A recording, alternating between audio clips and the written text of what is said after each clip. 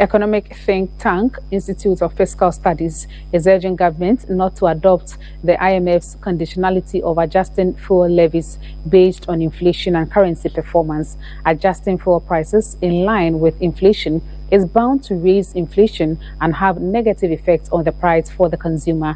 The IFS has been speaking to journalists on Ghana's IMF program.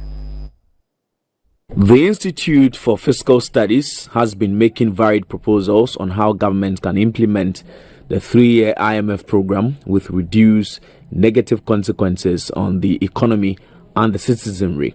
The Institute wants authorities to focus much more on fiscal consolidation rather than growth in the short term.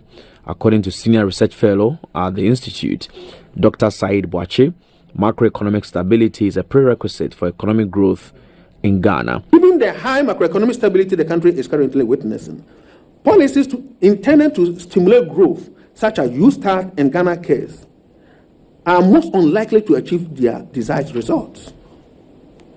The program's projection of very weak growth rates in the next 2 years attest to this fact.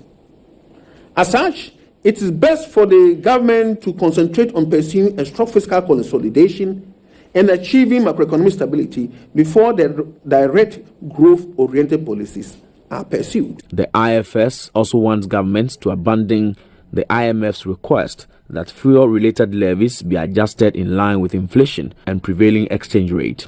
Since exchange rate depreciation usually causes fuel and other prices to rise, leading to inflation, adjusting fuel levies in line with currency depreciation would further raise fuel prices, generating more inflation.